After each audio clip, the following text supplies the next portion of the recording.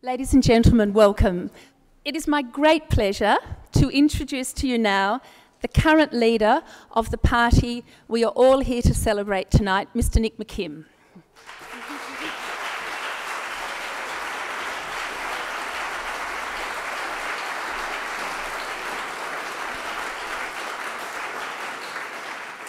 Well, thank you, Karen, and good evening, Green friends. Firstly, on behalf of everyone here, we pay our respects to Tasmania's first people, the Palawa, who first walked this beautiful island tens of thousands of years ago and who, for millennia, lived in harmony with the landscape through its cycles and through its seasons. To elders past and present, we pay our respects and we acknowledge today's Tasmanian Aboriginal community as the original owners and custodians of this land, Trowana, Tasmania.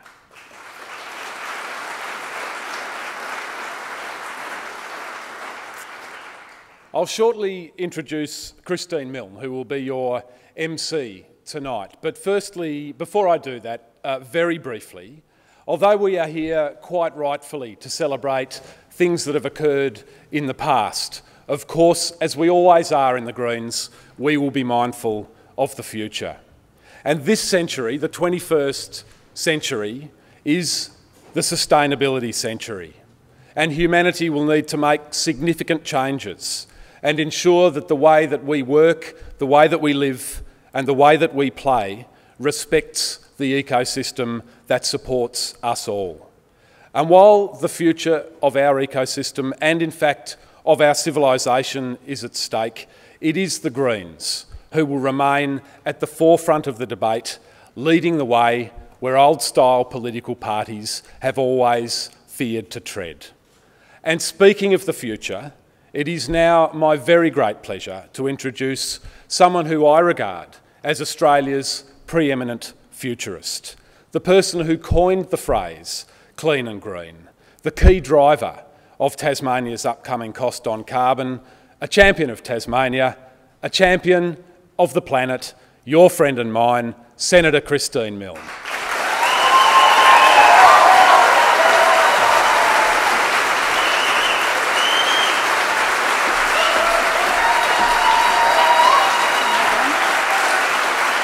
Thank you. Thanks, everyone. Thank you. Well, thank you very much for that lovely warm welcome, especially as it's such a cool evening outside. It's great that so many of you could come along to celebrate this 40th anniversary of the Greens and, of course, to enjoy the 2012 Green Oration. I'd like to first introduce to you and let you know who's here tonight in terms of our VIPs. And the first, of course, are my federal colleagues. Senators Rachel Seward, Sarah Hanson-Young and Penny Wright, and Adam Bant, the member for Melbourne. So it's great to have you with us.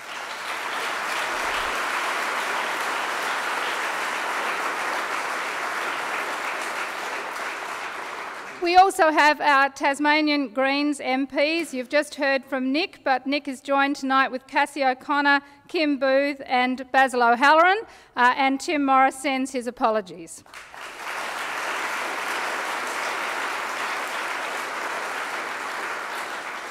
We're very well represented in local government around Tasmania, and tonight we have with us councillors Bill Harvey, Helen Burnett, Rosalie Woodruff, Liz Smith, Phil Cocker and Julian Bush. We also have former Greens MPs Peg Putt, Michael Foley and Di Hollister. Great to have you all here.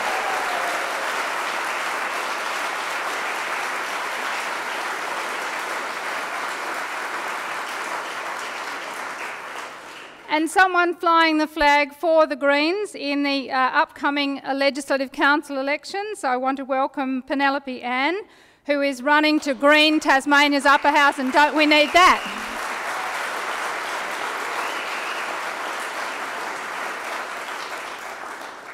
We also have with us tonight the Honourable Moss Cass, who's a former Environment Minister for the Whitlam government between 72 and 75. Big welcome to you too.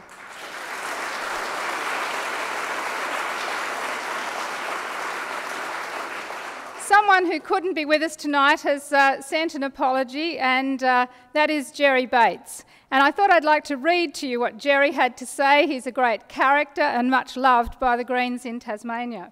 So he says, "Dear friends, I very much regret I cannot be with you this evening. Nothing, however, will keep me from attending the 50th anniversary celebrations, when I confidently expect the Greens will be able to register the passing of many more milestones. I served as an independent Green member of the Tasmanian Parliament from 1986 to 96, before I handed the baton over to seek a life outside politics.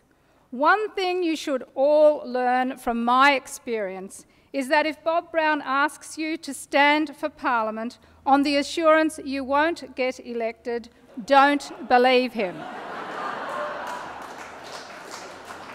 Jerry goes on to say, "It changed my life forever, but I wouldn't have it any other way. It's been a privilege and an education to have played my part in supporting a movement that I passionately believe the world needs, and despite the trials and tribulations of political life, I still have fond memories of my parliamentary colleagues and undying respect and admiration for those dedicated souls whose selfless and courageous support kept me going through often turbulent times.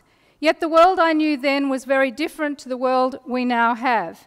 Never, during the 35 years in which I've lived in this country, have I detected such disillusionment, distrust and dissatisfaction with the policies and practices of the major parties. The environment has moved into the mainstream. The Greens must keep the faith alive. Be passionate, be strong and remain optimistic, and I very much look forward to our reminiscences in 2022. Jerry.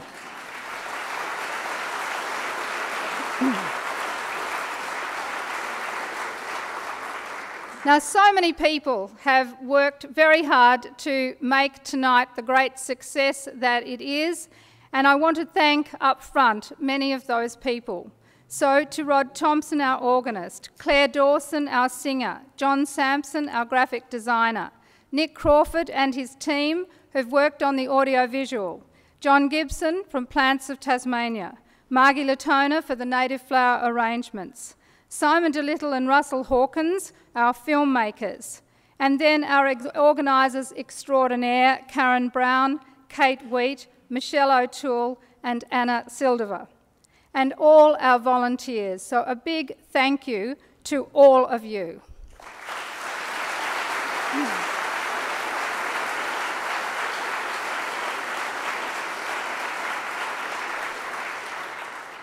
Now, it is our 40th anniversary, so you're now going to see a tantalising preview of a documentary that's being made. It's called 40 Years in 40 Minutes. That's being made by Simon DeLittle, and it will document the 40-year history of the Greens in Tasmania.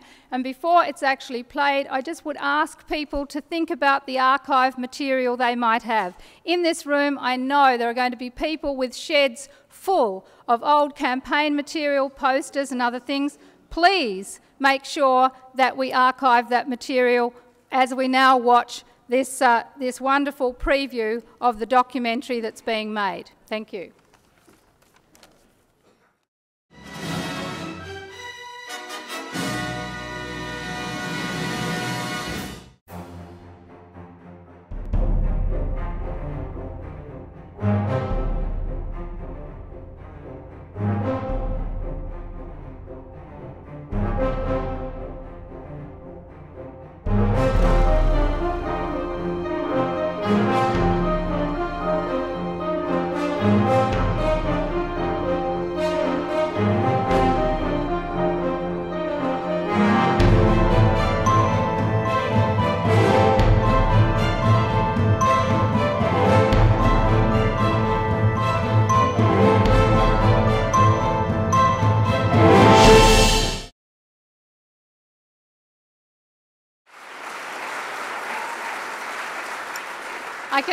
I can feel the disappointment that it had to stop there, so get ready for a great documentary.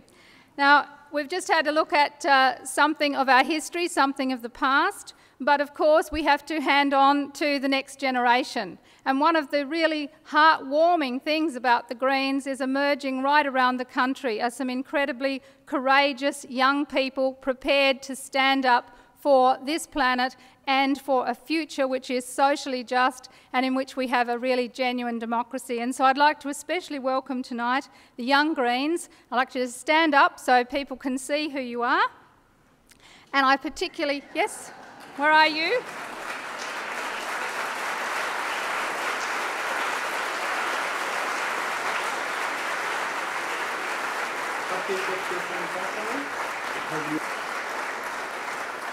They've all been volunteering tonight to help make it a great success, and one amongst them is the youngest candidate ever to stand for the Greens, and that is Maddie Charles when she stood for the Hobart City Council. So I would like you all to welcome Maddie to the stage. Thank you.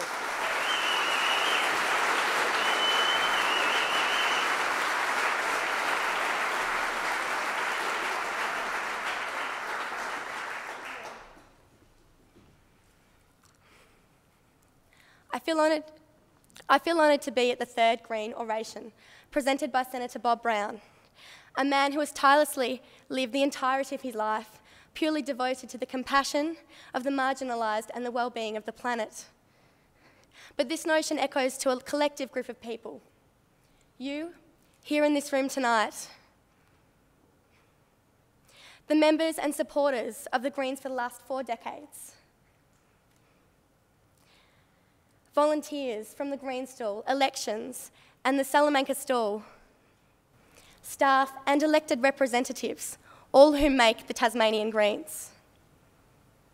Reflecting on this journey so far, it is revitalising, humanising, and above all inspiring to know that there are people like Senator Bob Brown, Senator Christine Milne, Nick McKim, couldn't find you, hi, Peg Putt, and so many others who tirelessly advocate for a cause far greater than themselves and show that if you're so deeply committed to something, change will happen.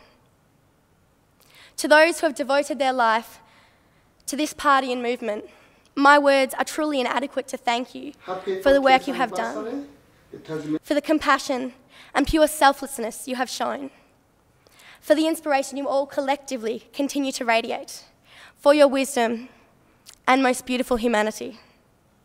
What a wonderful gift you have given us. On behalf of the Young Greens, I promise you that we will continue your work. Thank you.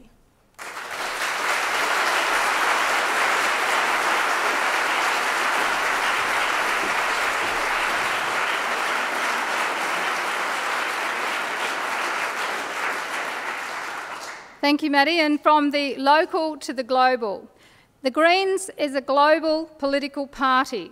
We are the only party at this critical time in human history that is united under one charter. Wherever you have a Green MP, you have somebody committed to the same global Greens charter, the same philosophical view, and the same commitment to trying to make things better wherever we are, from Africa to North America, into the European states, and so on.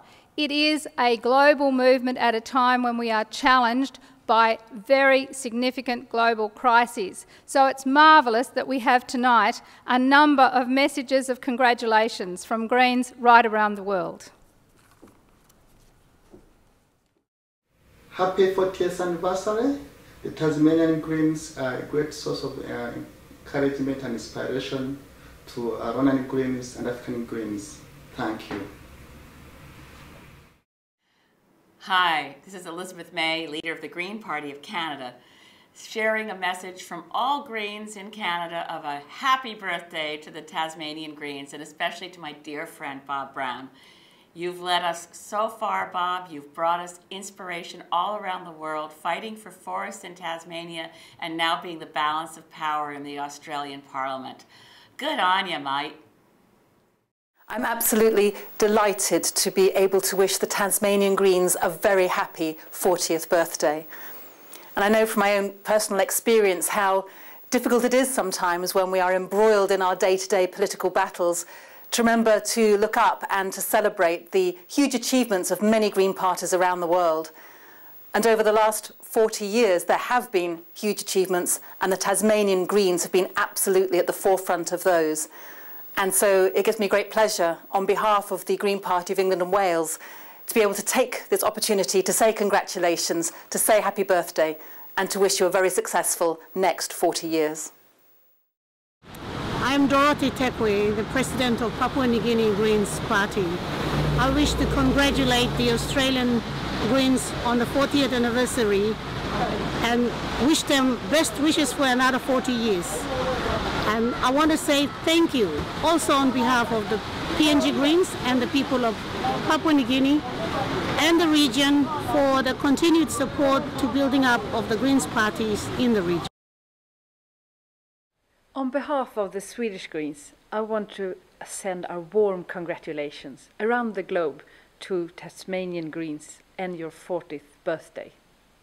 As the Swedish Green Party just celebrated our 30th birthday, we are happy to know that age does not weaken but strengthen our movement.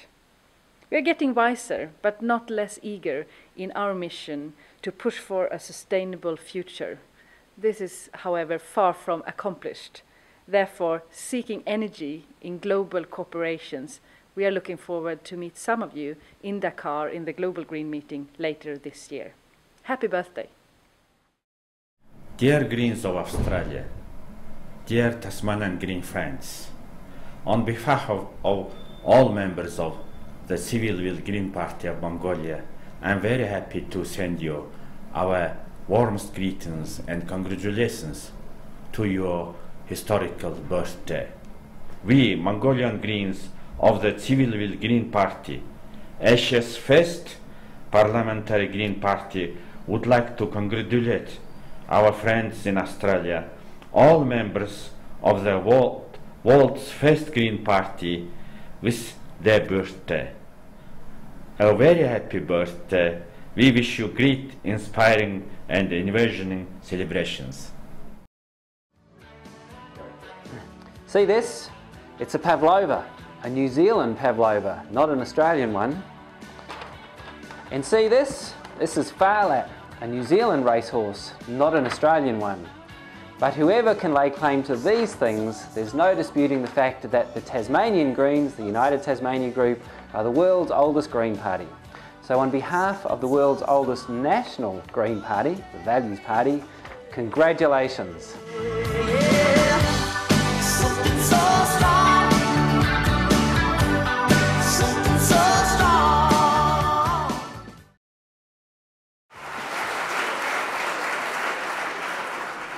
Doesn't it make you feel fantastic to actually share in that and realise the extent to which we are a global family of Greens, and especially to reflect on the fact that it was here in this room that the world's first Green Party was founded, and this is where we are now, with Greens right across the planet. It's really a fantastic feeling. Now I'm going now from, we've done the local, we've done the global, and now we're going to the universe. Just to let you know that next year's oration will be delivered by Australia's newest Nobel laureate, Professor Brian Schmidt, who shared the 2011 prize for physics with 2 United States scientists. The award was for the discovery that the universe is expanding at an accelerating rate. So it's just to let you know that's who's delivering the address next year, and we very much hope you'll be able to come along and hear that. It's now my great pleasure to introduce to you my friend and colleague, and your friend and colleague, and that's Bob Brown. But before I get Bob up here, I just want to reflect for a moment on the fact that Bob's life's journey has been very much intertwined with this 40th anniversary, with the journey of the Greens, not just here in Tasmania, but certainly he has been a major driving force in the development of the Greens in Australia and indeed around the world. So much so that it's absolutely fitting that he will be leaving with Senator Rachel Siewert to go to Dakar next week to deliver a major address at the 3rd Global Greens Conference. And so that recognition is now coming from Green parties right around the world. His contribution, of course, partly in green politics, but a huge contribution to the protection of species and wild places here and right around the world. But it's not just the protection of species. He is loved and renowned because of his integrity and because of his passion for making Australia a more just and fair and compassionate society. Please welcome Bob Brown.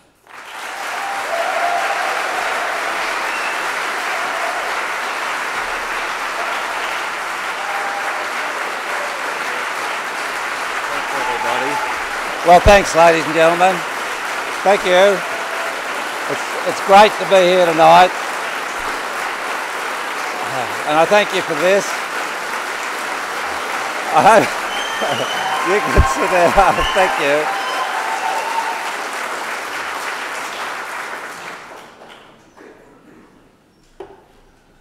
Oh, it's so different to the Senate.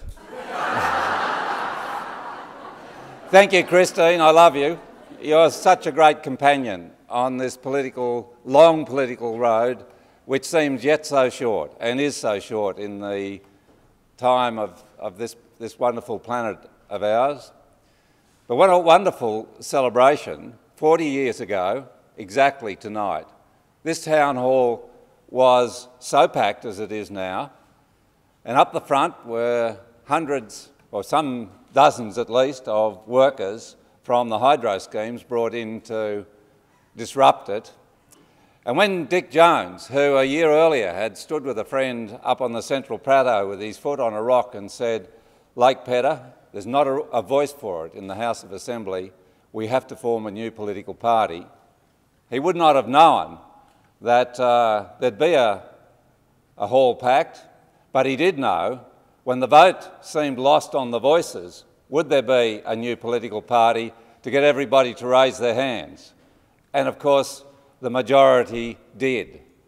And thanks to Dick Jones and all his wonderful companions and the Pedder people and those with the spirit of this beautiful island of ours, and this great country and this wonderful planet, we're all here tonight.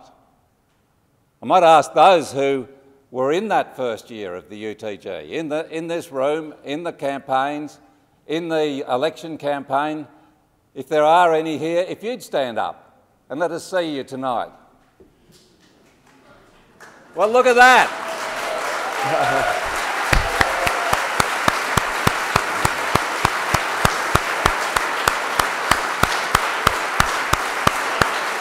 Isn't that wonderful?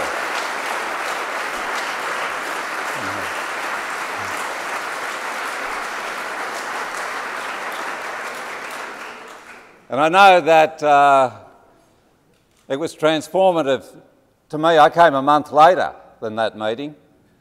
By the way, 11 days before that meeting, something else came onto the planet that we now greatly value. I was at his birthday party just a fortnight ago, and that's our member for Melbourne, Adam Bant, who's been with us on the whole journey and has shown up so beautifully in more recent times.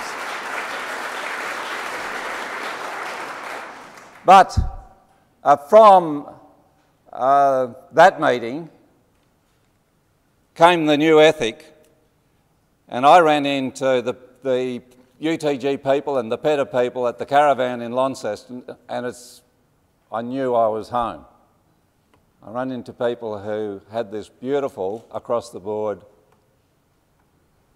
well, the forerunner of the Global Charter. And so it's been my delight to be with all you Greens and Green supporters, some who've come, some who've gone, many more to come. Thank you, Maddie, for that wonderful, inspiring look into the future with your beautiful mind just a moment ago. As we look forward to the next 40 years, and who knows what, a lot more though, from where we've come so far. I thank everybody for getting us together here tonight, and I'm looking forward, I can tell you, to the rest of the evening. I also want to pay a tribute to the previous oration speakers and to all those who will come, including Brian Schmidt, who's agreed to speak next time. It's great to be here for the 40th anniversary, and I just want to talk for a little while about my own thinking at this end of life on this beautiful island and this great planet that we all share. So I'll begin it this way. Fellow Earthians, never before has the universe unfolded such a flower as our collective human intelligence, so far as we know. Nor has such a one and only brilliance in the universe stood at the brink of extinction, so far as we know. We people of the earth exist because our potential was there in the Big Bang 13.7 billion years ago, as the universe exploded into being. So far, it seems like we're the lone thinkers in this vast, and as Brian will tell us, expanding universe. However, recent astronomy tells us that there are trillions of other planets circling sun-like stars in the immensity of the universe, millions of them friendly to life. So why has no one from out there, elsewhere in the cosmos, contacted us? Surely some people, like animals, have evolved elsewhere. Surely we're not in this crowded reality of countless other similar planets, the only thinking beings to have turned up. That's most unlikely. So why isn't life out there contacting us? Why aren't the intergalactic phones ringing? Well, here's one sobering possibility for our isolation. Maybe life has often evolved to intelligence on other planets with biospheres, and every time that intelligence, when it became able to alter its environment, did so with catastrophic consequences. Maybe we have had many predecessors in the cosmos, but all have brought about their own downfall. That's why they're not communicating with the Earth. They've extincted themselves. They've come and gone. And now it's our turn. Whatever has happened with other worlds, here we are on Earth altering this bountiful biosphere which has nurtured us from Newt to Newton. I won't say Newt Gingrich. Unlike the hapless dinosaurs, which went to utter destruction when a rocky asteroid ploughed into the planet 65 million years ago, this accelerating catastrophe, here and now, is of our own making. So just as we are causing that destruction, we could be fostering its reversal. Indeed, nothing else will save us from ourselves but ourselves. We need a strategy. We need action based on the reality that this is our own responsibility. It's everybody's responsibility. So democracy, ensuring that everyone is involved in deciding the Earth's future, is the key to success. For comprehensive Earth action, and all of the Earth representative democracy is required. That is, a global parliament. In his Gettysburg Address of 1859, Abraham Lincoln proclaimed, I quote, "We here highly resolve that government of the people, by the people, and for the people shall not perish from the earth."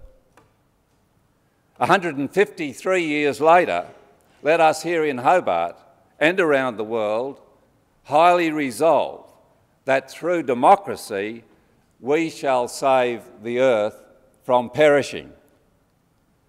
For those who oppose global democracy, the challenge is clear. How else would you manage human affairs in this new century of global community, global communications, and shared global destiny. Recently, when I got back to bed at Liffey, after ruminating under the stars for hours on this question, Paul inquired, "Did you see a comet?" And I said yes, and it's called global democracy.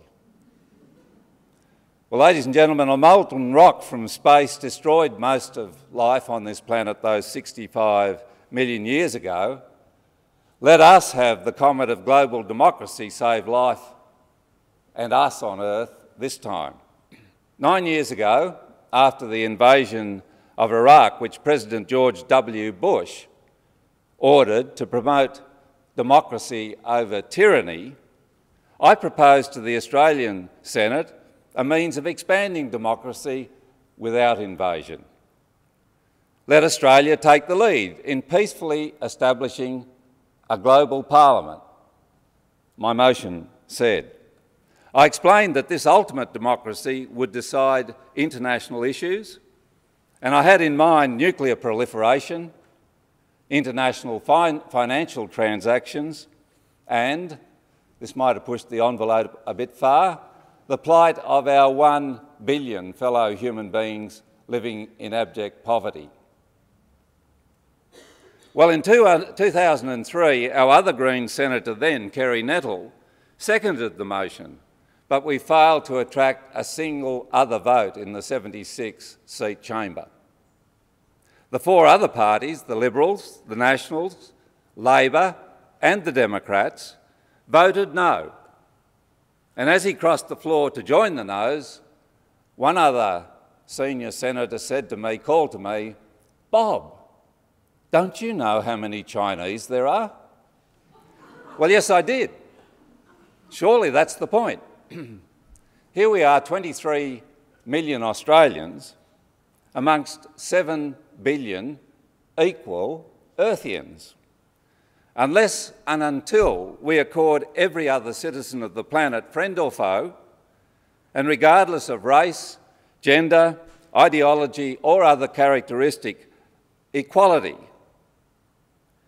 then like them, we can have no assured future. 2,500 years ago, the Athenians, and then 180 years ago, the British, gave the vote to all men of means. And after Gettysburg, the United States made the vote available to all men, regardless of means. So we had one man, one vote. Well, what about women?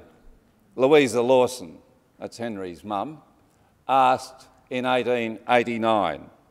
"Pray," she said, "why should one half of the world govern the other half?"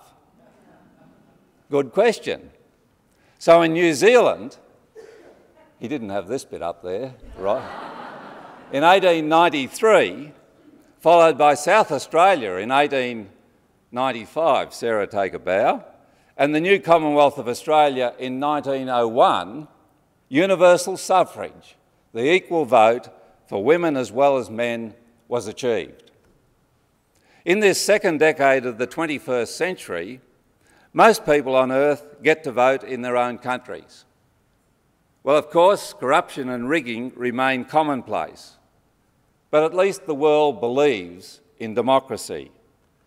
And as Winston Churchill said in 1947, I quote, "Many forms of government have been tried in this world of sin and woe. No one pretends that democracy is perfect or all-wise. Indeed, it has been said that democracy is the worst form of government, except all those other forms that have been tried from time to time."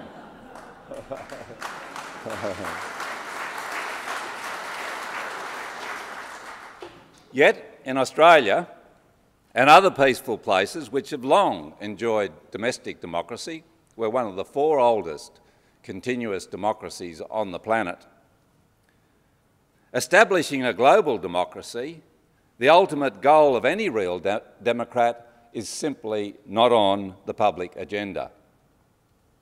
Exxon, Coca-Cola BHP Billiton and, of course, News Corporation have much more say in organising the global agenda than the planet's 5 million mature-age voters with no ballot box. Plutocracy, that's the rule of the wealthy, is democracy's most insidious rival. It's served by plutolatry, that's the worship of wealth, which has become the world's prevailing religion. But on a finite planet, the rule of the rich must inevitably rely on guns rather than the ballot box, though I hasten to add, many wealthy people are people of very good heart. In fact, all of us here are amongst the world's wealthiest people, but I think none of us would worship wealth to the exclusion of democracy. We instinctively know that democracy is the only vehicle for creating a fair global society in which freedom will abound, but the extremes of gluttony and poverty will not. Mahatma Gandhi observed that the world has enough for everyone's need, but not for everyone's greed. So what's it to be? Democracy or guns? I pluck for democracy. I think I'm not alone. The concept of world democracy goes back centuries. But since 2007, there's been a new movement towards an elected representative assembly at the United Nations, in parallel with the unelected, appointed General Assembly, as we know it. This elected assembly would have none of the General Assembly's powers at the outset, but would be an important step along the way to a future popularly elected and agreeably empowered global assembly. Two further Green motions in the Australian Senate to support this campaign for a global People's Assembly have been voted down. However, similar motions have won support in the European Parliament, and recently 40 Indian MPs, including a number of ministers, supported it. I will move for the world's 100 Greens parties to back it too at the 3rd Global Greens Conference in Senegal next week. Rachel Seward, who's here tonight, and I from the Federal Parliament will be, along with other members of this audience, at that meeting.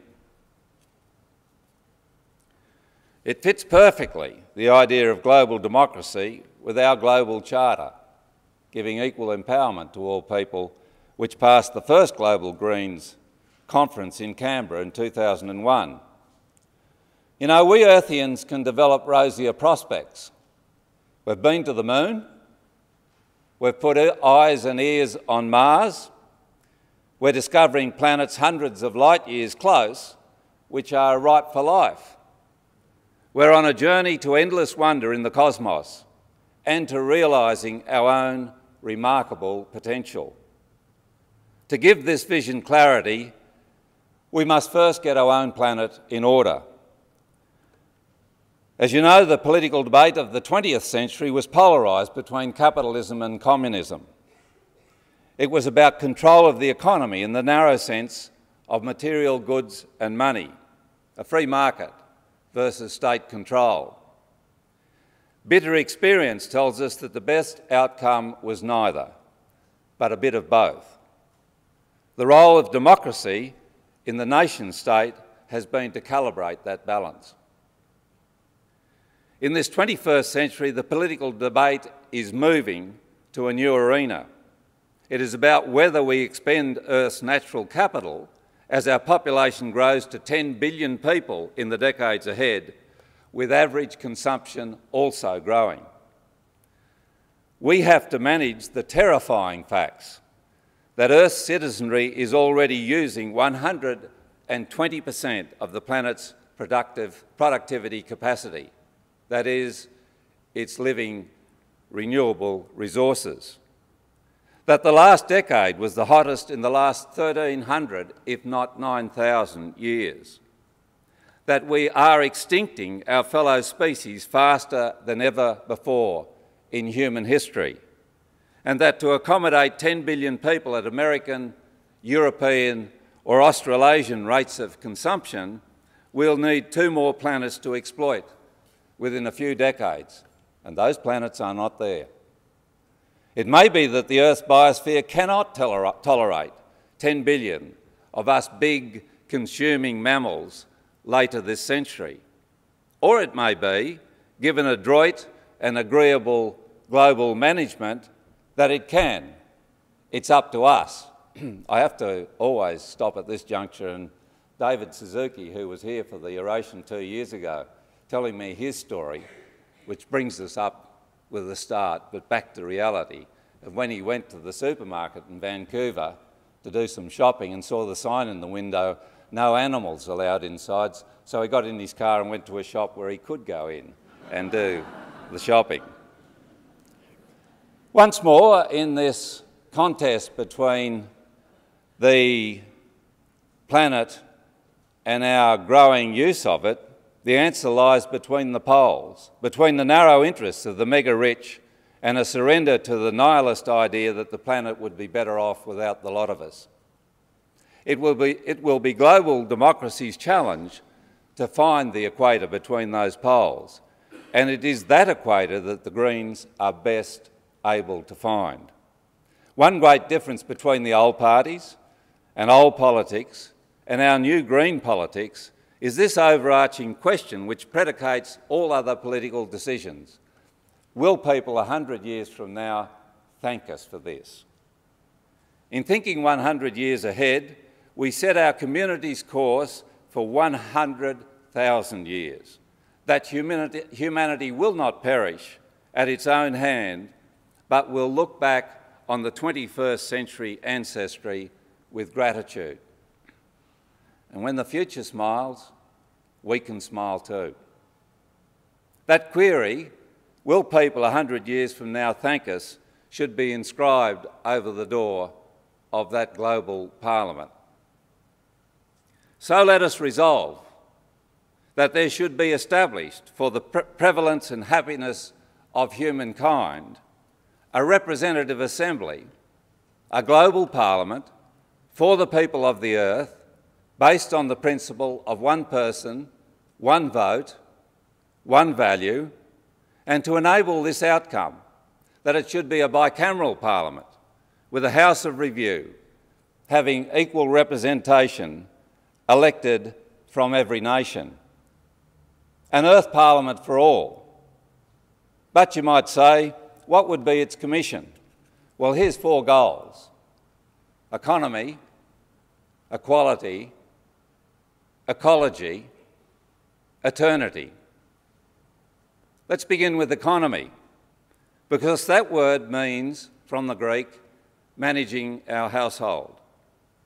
The Parliament would employ prudent resource management to put an end to waste and to better share Earth's plenitude. For example, it might cut the $1 trillion annual spending on armaments. A cut of just 10% would free up the money to guarantee every child on the planet clean water, enough food, and a school to attend to develop her or his best potential.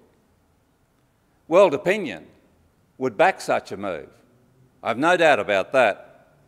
Though I suppose Boeing, NATO, the People's Liberation Army, and even the Saudi royal family might not. The second goal is equality. This begins with equality of opportunity, as in every child being assured that school, where lessons are in her or his own first language, and a health clinic for them to attend. Equality would ensure, through the fair regulation of free enterprise, each citizen's well-being, including the right to work, to innovate, to enjoy creativity, and to understand and experience and contribute to defending the beauty of our Earth's biosphere. And that brings me to the third goal, ecology. Ecological well-being must understrap all other outcomes so as to actively protect the planet's biodiversity and its living ecosystems. In wildness, wrote Thoreau, is the preservation of the world. Wild nature is our cradle and the most vital source for our spiritual and physical well-being, yet it is the world's most rapidly disappearing natural resource. And here I pay a moment's tribute to Ali over in Risdon Jail, and to Miranda Gibson, 60 metres high, on her tall tree platform tonight as the rain and snow falls across central Tasmania. To take from Thoreau, in Miranda's spirit is the saving of the world. Ladies and gentlemen, let's hear it for Miranda.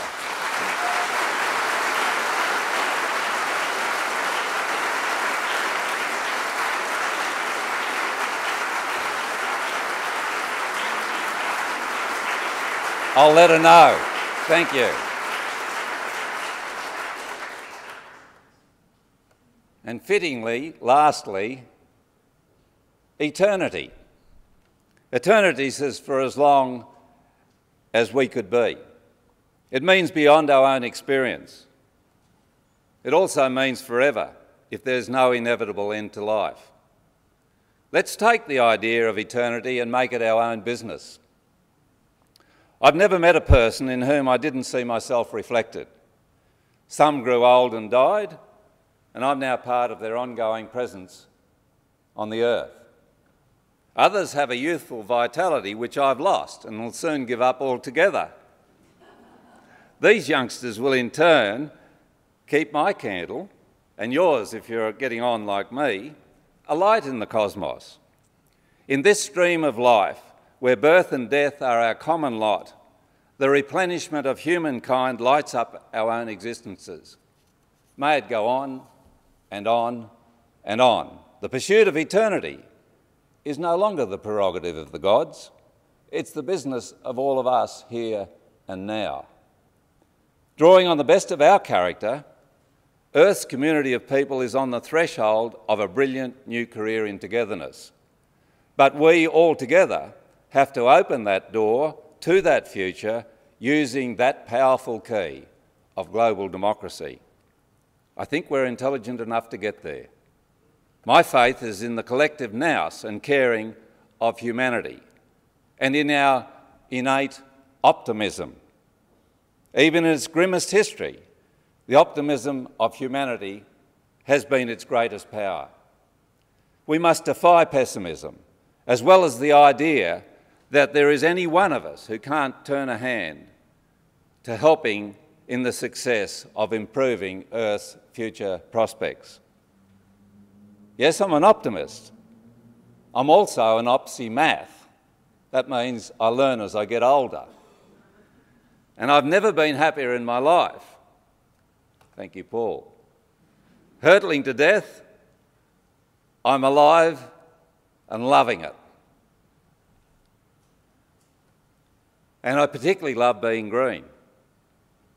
I look forward in my remaining years to helping spread a contagion of confidence that together we people of the earth can secure a great future.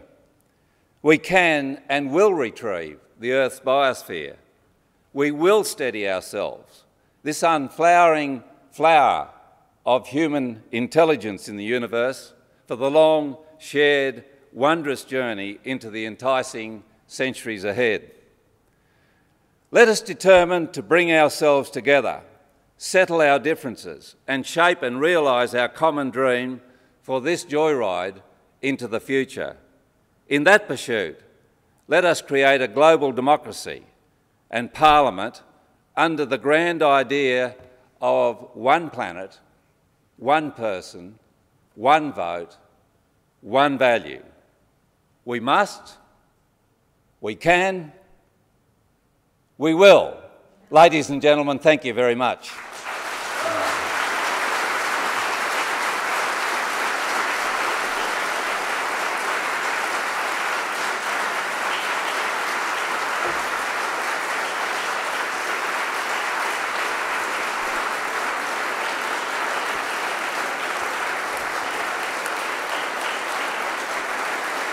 Thank you. Now, I know there's a few people been waiting for this. After the convocation, let's have the music. So I'm asking Rod Thompson to come to the organ. Thank you very much. And just before Claire comes up to the microphone, I want to tell you that I wrote this. It's a very simple piece of music. I wrote it when I was 16, carried it with me ever since. And at 66, I put words to it, half a century later. But it's to be shared with everybody. You have it there with you in the middle of the program. I'm a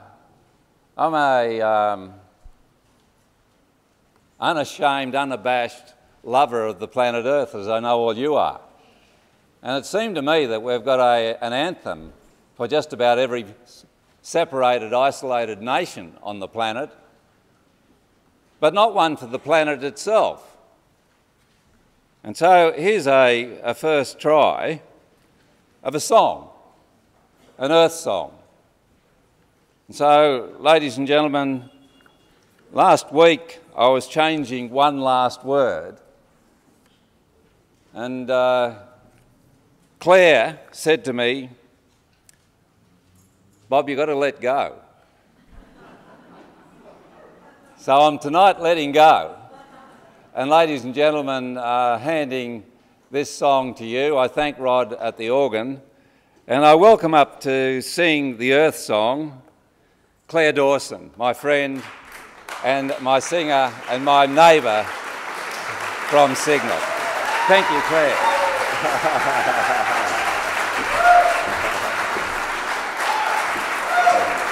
Thank you, Rod.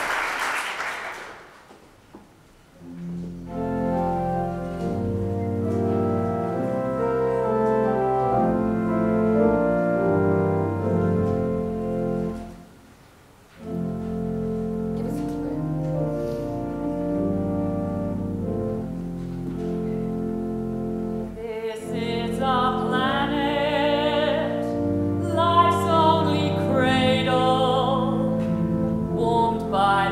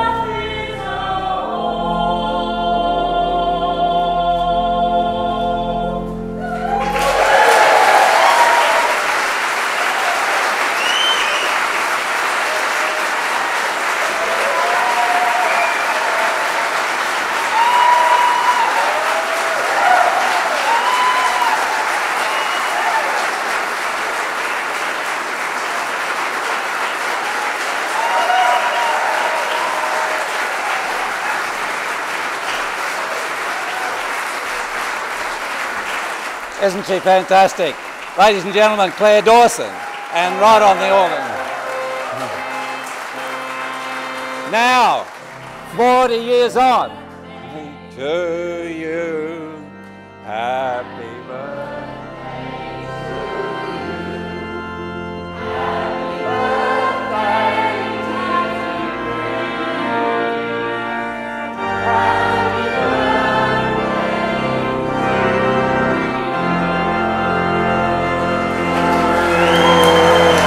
And I'll ask Peg and Michael and who's that? Di, are you here? Please come up. We need some help.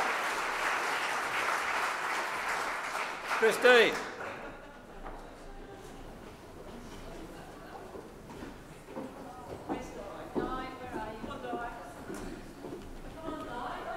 Di Hollister, where is she? Come along, Di Hollister. Yay!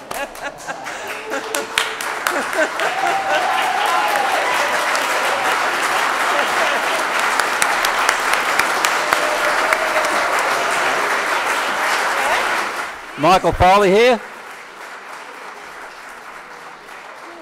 Oh, Michael. Michael Foley, former member for Franklin. Di Hollister, former member for Braddon. Peg Part, of course, our leader from Denison. And Christine Milk, the gang of the 90s. Lance couldn't make it, ladies and gentlemen, but here they are to put an end to this pollution and to put a breath of fabulous air into celebrating the next 40 years. Let's see how you go, ladies and gentlemen.